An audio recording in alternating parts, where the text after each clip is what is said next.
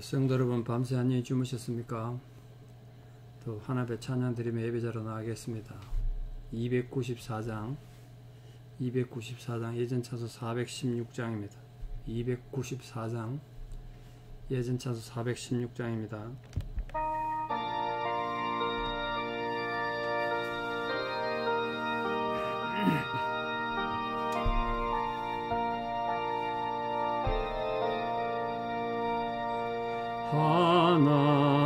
하나님은 외아들을 주시는 데까지 세상 사랑하니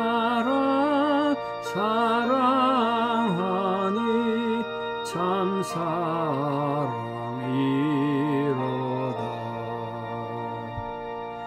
하나님은 사랑이라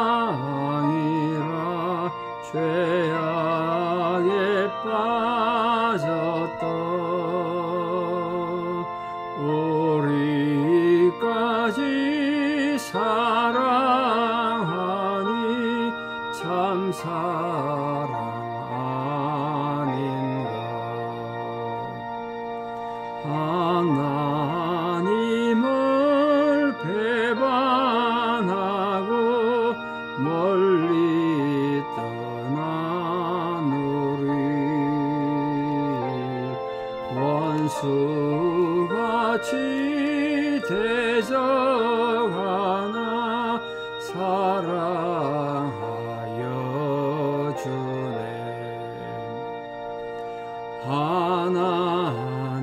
하나님은 사랑이라 죄악에 빠졌던 우리까지 사랑하니 참 사랑 아닌가. 세상 죄를 사시려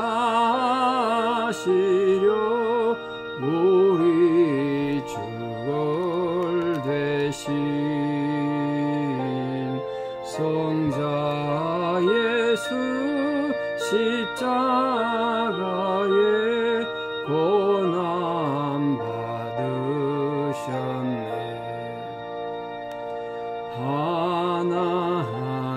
하나님은 사랑이라 죄악에 빠졌던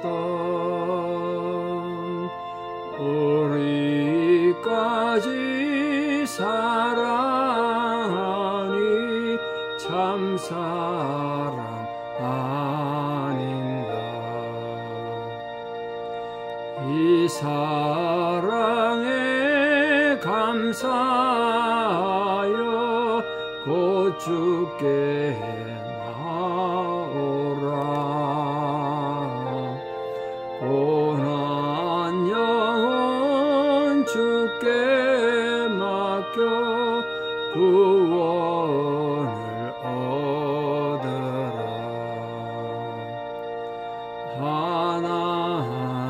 하나님은 사랑이라 죄악에 빠졌던 우리까지 사랑하니 참 사랑 아닌가. 아멘. 우리 함께 신앙 고백 드리겠습니다. 전능하사 천지를 만드신 하나님 아버지를 내가 믿사오며 그 외아들 우리 주 예수 그리스도를 믿사오니 이는 성령으로 잉태하사 동정녀 마리아에게 나시고 본디오 빌라도에게 고난을 받으사 십자가에 못 박혀 죽으시고 장사된 지 사흘 만에 죽은 자 가운데서 다시 살아나시며 하늘에 오르사 전능하신 하나님 우편에 앉아 계시다가 저리로서 산자와 죽은 자를 심판하러 오시리라. 성령을 믿사오며 거룩한 공예와 성도가 서로 교통하는 것과 죄를 사하여 주시는 것과 몸이 다시 사는 것과 영원히 사는 것을 믿사옵나이다. 아멘. 하나님께서 주신 말씀 히브리서 3장 2절에서 6절입니다. 히브리서 3장 2절에서 6절입니다. 히브리서 3장 2절에서 6절 봉독에 올리겠습니다. 그는 자기를 세우신 이에게 신실하시기를 모세가 하나님의 온 집에서 한 것과 같이 하셨으니 그는 모세보다 더욱 영광을 받을 만한 것이 마치 집 지은 자가 그 집보다 더욱 존귀함 같으니라.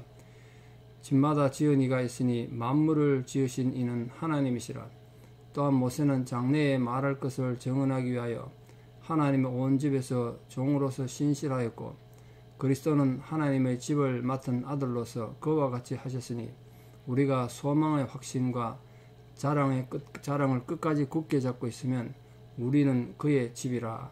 아멘. 네, 우리가 소망의 확신과 자랑을 끝까지 굳게 잡고 있으면 그의 집이다. 그래 말했습니다. 오늘 본문 시작에도 집의 얘기가 나오고 끝에도 집의 얘기가 나오는데요. 하나님의 온 집에 지금 모세가 세움받은 것처럼 그렇게 지금 얘기를 시작합니다. 이 집이라는 개념은 헬라어로 오이코스인데 원래 가족, 또 후손, 가문, 또 때려 따라서는 재산을 의미하기도 합니다. 특히 구약 성경에서 집이라는 표현을 쓸 때는 이스라엘 민족 전체를 상징하는 단어로 많이 쓰였습니다.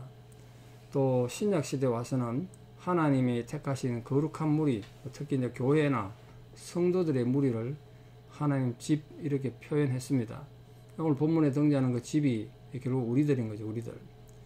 하나님의 온 집이란 예수 그리스도를 믿음으로 하나님을 아버지로 모시고 있는 하나님의 백성들, 주님의 제자들, 우리 성도들의 무리를 집으로 표현하셨습니다. 은유적인 표현이죠. 결국 베드로가 베드로전서에서 고백한 것처럼 우린 택하신 족속이고 거룩한 나라고 하나님 소유된 백성이라고 아주 감격적으로 우리의 존재의 의미를 그렇게 말한 적이 있지 않습니까? 그게 집의 개념이죠. 집. 우리 그냥 제자라든지 하나님 백성이라고 이렇게 표현하지 않고 오늘 집으로 표현했습니다. 그러니까 비록 우리가 육신을 입고 불신자들과 똑같이 지금 세상을 살아갑니다만 우리는 신분이 하나님 집이에요. 그 세상 사람들과 완전히 다른 거예요. 그 생명의 가치에 있어서 우리는 세상 사람들과 다릅니다. 그래서 성경에서는 그 생명이라는 단어를 두 가지 완전 다른 단어로 세상 사람들의 생명과 하나님 앞에 구원받은 하나님 자녀가 된 백성들의 생명을 다르게 쓰고 있어요. 일반적으로 세상 사람들의 생명할 때 그 사람이 죽은 게 아니잖아요. 살아있잖아요. 그 푸시케라 했습니다. 푸시케. 단지 육신만 살아있는 생명을 말해요. 영은 죽어있는. 그게 원죄 상태로 태어나면 누구나 영은 죽어있고 육신은 살아서 먹고 살고 합니다. 그건 푸시케예요. 우리는 같은 생명이지만 다른 생명을 가지고 산다는 거예요. 그걸 헬라에서는 생명 있는 영혼의 힘을 가진 영혼의 생명을 가진 그 영원한 생명을 조회랍니다. 조회. 우린 조회를 가졌다. 그 단어를 다르게 썼다는 걸 잊지 마십시오.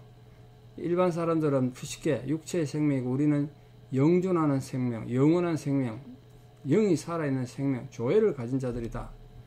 그렇기 때문에 우리는 개인적으로 성령이 거하시는 하나님의 전이면서 동시에 하나님이 택하신 집이고 하나님의 백성이다. 그걸 깨달아서 예수님 그 가르침처럼 하늘에 계신 우리 아버지 하나님께서 온전하신 것처럼 우리도 온전해야 되고 하나님 아버지께서 거룩하신 것처럼 우리도 거룩하게 살아야 될 의무가 있는 겁니다. 그게 성령의 인도를 받는 삶 아니겠습니까?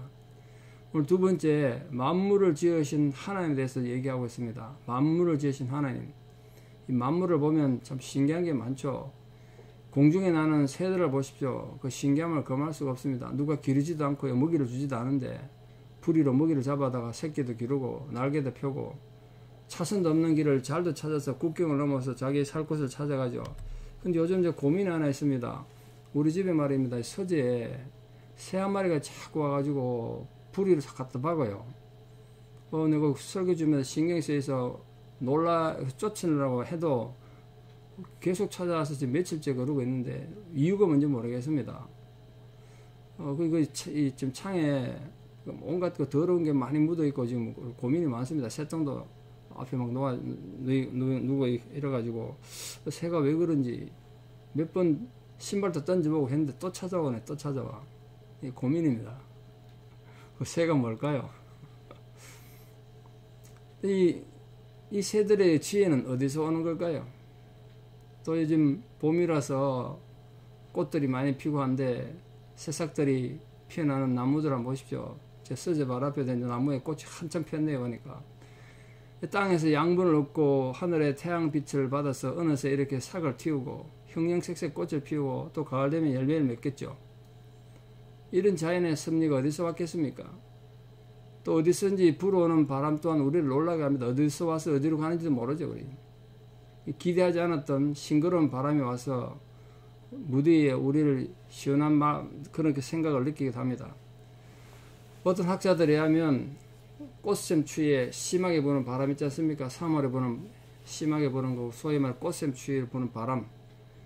그 바람이 강하고 싸늘해서 나무에는 해를 입힐 것 같지만 사실은 그 바람 때문에 나무는 뿌리를 깊이 내리고 흔들림 없이 또 밑에 뿌리를 통해서 수분이 위에까지 올라가서 나무가 크게 자라고 강하게 된다는 거예요.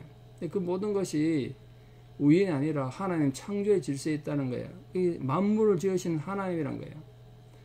하나님이 하물며 그것뿐만 아니라 예수 그리스도를 통해서 세우신 이 구속의 역사, 창조 속에 그거 있는 거죠. 얼마나 놀랍고 귀합니까? 인간을 구원하기 위한 하나님의 놀라운 계획을 보십시오.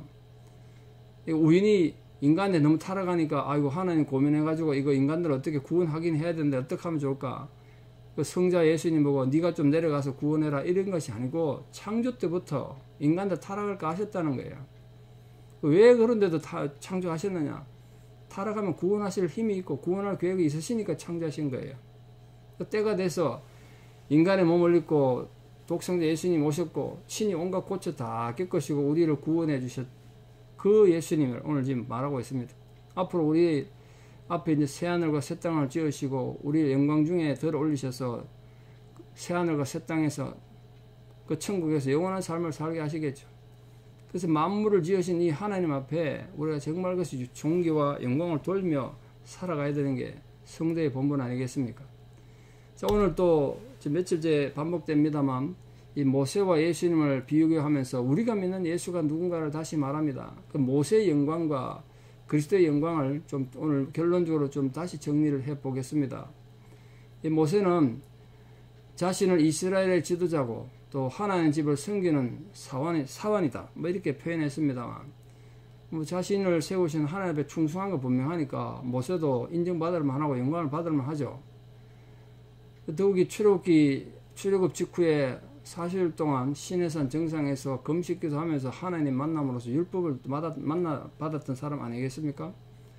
또 모세가 하나님 만나고 오면요 얼굴에 광채가 나가지고 백성들을 보기에 민망해서 수건으로 얼굴을 가려야 될 정도로 대단했던 사람입니다.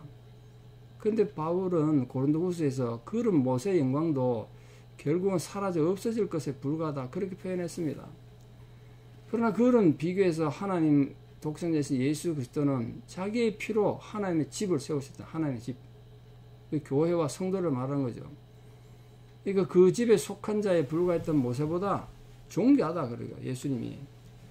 이런 그리스도의 영광에 대해서 사도 바울은 그리스도께서 모든 사람을 살리는 의의 직분을 가졌기 때문에 사실 모세 율법은 인간을 정죄하는 기능이 있지 않습니까? 그 정죄의 직분을 가진 모세보다 영광스럽고 위대하다는 거예요. 무엇보다 예수 그리스도는 하나님의 본체 아니겠습니까? 하나님의 본체 그 자체죠. 영광과 빛의 근원이시죠. 그러니까 그렇게 위대한 분이신데 어떻게 인간 모세와 비교하겠습니까? 이처럼 빛의 근원이시고 또 영광스러운 의의 직분을 가지신 그리스도에게 속한 우리는 그분의 영광을 나타내야 될 의무가 있다고요. 지난주 설교 들은 것처럼 우리가 성령의 인도를 받아야 되는 가장 본질적인 이유는 그 성령 인도 받아서 우리 삶을 팔자를 고치고 성공하고 뭐 이런 것도 뭐 필요는 하겠습니다만 진짜 중요한 건 이 땅에 그리스도의 영광을 나타내는 거예요. 우리는 주님의 영광과 빛을 반사하는 반사경으로서 이 땅에 존재한다는 사실을 잊지 마시고 우리 모든 성도님들이 참으로 살아있다는 것이 부끄럽지 않도록 주님의 영광을 세상에 드러내는 그런 귀한 성도 되시기를 축원합니다. 그런 면에서 우리가 모세의 영광을 비교하는 거예요. 그래서 오늘 모세의 직분을 어떻게 설명하고 있느냐면, 모세는 장래에 말할 것을 증거하기 위해서, 다시 말해서 예수님이 오셔서 이 땅에 구세주가 될 것을 증거하기 위해서 하나님 온 집에서 사원으로 충성했다는 거예요. 그 말의 의미가 뭐냐면, 모세가 하나님 계시를 따라서 언젠가 때가 되면 예수 그리스도가 이 땅에 오시고 그로 통해서, 예수님을 통해서 구원이 완성된 복음이 이 땅에 전해질 것을 모세도 알았다는 거예요. 그걸 보고 싶어 했다는 거예요, 모세도. 근데 모세는 그걸 못 보고 죽었잖아요. 장차 도래할 예수님과 그 복음을 그렇게 소개하는 자로 충성했다는 겁니다. 그런 면에서 모세는 사원이었죠, 사원. 결국 모세는 예수님보다 열등한 존재죠. 이처럼 직분을 맡은 모세가 충성했던 것처럼 우리 성도님들도 하나님이 우리에게 맡겨주신 성도의 직무에 충성을 다해야 할 줄 믿습니다. 그래서 요한계시록에 있는 것처럼 죽도록 충성하라. 왜냐하면 그리하면 생명의 멸관을 너에게 줄 것이기 때문에 주님이 그렇게 약속하셨습니다. 우리는 오늘도 그 약속을 믿으면서 우리 생존을 위해서도 살아야겠습니다만, 하나님께 영광을 돌리고 주의 영광이 되는 삶을 아름답게 살아가는 성도들 되시기를 축원합니다. 마지막 결론적으로 우리가 하나님의 집이라고 그랬는데, 하나님이 집이 되기 위한 조건이 뭐냐? 우리는 어떻게 하나님의 집이 되느냐? 다시 말해서 하나님 성도가 되고 예수의 제자가 되고 구원받은 백성이 되느냐? 또 성령의 인도를 받은 자가 되느냐? 본문에 뭐라고 했나 보십시오. 우리가 소망의 확신과 자랑을 끝까지 굳게 잡고 있어야 된다. 그러면 그의 집이라는, 그의 집. 건물을 말하는 게 아니죠. 사도 요한은 이렇게 표현했습니다. 영접하는 자 곧 그 이름을 믿는 자들에게는 하나님 자녀가 되는 권세를 주셨다. 우린 인내함으로 견고히 그 하나님의 약속을 붙잡음으로 하나님 자녀가 되는 거예요. 또 사도 바울은 우리에게 이렇게 말했습니다. 갈라디아에서 너희가 다 믿음으로 말미암아 그리스도 예수 안에서 하나님의 아들들이 되었으니 그 아들 된 본분을 굳게 붙잡으란 거예요. 오늘 본문에서 소망의 담대함과 자랑을 끝까지 잡으면 이라고 말했던 이 말은 그리스도를 믿는 믿음에 굳게 서서 흔들리지 않으면 이 놀란 약속의 구원을 이룬다. 흔들리지 말라는 거예요. 여러분, 신앙을 모르는 게 흔들리지 말아야 됩니다. 사람 말 한마디에 흔들리고 환경에 힘들다 흔들리고 그런 신앙의 본분이 흔들리지 않겠습니까? 신앙의 가치가 없죠. 그래서 어떤 의미에서 많은 영어의 번역본들은 이 담대하라, 흔들리지 말라는 거 확신으로 번역해서 확신을 갖고 있어라 이렇게 표현했어요. 하나님의 집은 분명히 하나님의 백성인 교회나 성도를 상징하는데, 하나님의 백성이 된 모든 성도들은 그리스도를 믿는 신앙을 굳게 잡고 인내함으로 여기 굳게 잡고 있어라. 그런데 소망의 확신을 굳게 잡아라. 그들이 바라는 소망은 자랑할 만한 것이 되고 그 소망과 인내를 통해서 구원이 완성될 거라는 거예요. 여러분 마음 안에 굳센 소망이 생겨나기를 바랍니다. 분명한 소망이 있기를 바라요. 그 소망을 가지고 우리가 믿음으로 승리하는 거 아니겠습니까? 알렉산더 대왕이 자기 부하들한테 자기 재산을 자꾸 다 나눠주고 하니까 부하들이 걱정돼서, 그럼 대왕은 우리한테 다 이렇게 돈을 줘버리고 검은 보아 주고 가진 거 없어서 어떡합니까?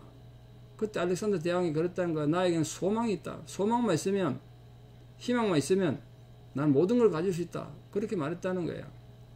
그러니까 그 부하들이 감격해서 우리도 그 황제의 소망, 황제의 비전을 함께 하겠습니다. 그랬다는 거 아닙니까? 그러니까 이 세상 어떤 것보다 이런 분명한 소망을 굳게 붙잡으시고 인내하심으로 여러분 지금 힘들어오는 상황에서 자녀들의 질병으로 고통받고 또 본인의 질병으로 고통받고 참 눈물로 기도하시는 분들 계시는데, 그래도 그 상황에서 하나님 은혜로 용기를 얻고 힘을 얻어서 하나님 앞에 참 위대한 믿음의 용사로 굳게 세워져가는 모든 성도들 되시기를 진심으로 축원합니다. 기도드리겠습니다. 사랑의 아버지 하나님, 은혜를 감사합니다. 오늘도 우리를 하나님의 집으로 세우시고 집으로 불러주신 은혜를 인하여 감사드립니다. 참으로 우리 삶이 힘들고 어려워도 우리 마음에 견고한 소망을 굳게 붙잡고 인내함으로 하나님의 거룩한 백성으로 살아가는 저희들에게 도와주시옵소서. 그런 우리의 신앙의 모습과 성령의 인도를 받는 거룩한 신앙을 통하여 주 예수 그리스도의 이름이 영광을 받고 하나님 백성으로서의 권위를 나타내는 저희들 되게 도와주시옵소서. 삶이 고달프고 힘들고 또 때로는 많은 유혹도 겪고 또 때로는 우리가 쓰러지고 넘어질 때도 있겠지만 참으로 하나님 주신 그 소망을 굳게 붙잡으며 인내에 실패하지 않음으로써 위대한 믿음의 용사로 굳게 세워져 가서 구원의 감격을 날마다 새롭게 맛보는 귀한 성도들 될 수 있도록 도와주시옵소서. 하나님 우리를 이 만민 중에서 이렇게 귀한 존재로 부르셨고 천하 만물을 창조하신 하나님의 사랑이 이토록 뜨겁게 우리에게 부어져 있다는 사실을 굳게 믿고 우리 모든 성도님들이 믿음으로 승리하는 은혜가 있게 하여 주시옵소서. 이제는 우리 주 예수 그리스도의 은혜와 하나님 아버지의 만극하신 사랑과 성령님의 위로 교통 역사하심이 참으로 주님 앞에 소망을 굳게 붙잡으며 인내함으로 위대한 신앙의 승리자가 되기를 결단하는 사랑하는 성도님들의 신앙의 고백 위에 또 우리 사랑하는 모든 자녀들 삶 위에 특별히 또 이제 큰 수술 앞두고 있는 우리 사랑하는 성도님 힘겨운 행편과 또 자녀들의 질병으로 참 힘들게 기도하는 모든 부모님들의 그 간절한 간구 위에 또 특별히 오랜 세월 투병 중인 사랑하는 모든 환자들 그 심령 위에 이제부터 영원토록 함께 하시옵기를 간절히 축원합니다. 아멘. 예, 여러분 오늘 하루도 믿음으로 승리하시고 건강하십시오. 오늘 수예배입니다. 수예배도 많은 참여 부탁드립니다. 감사합니다.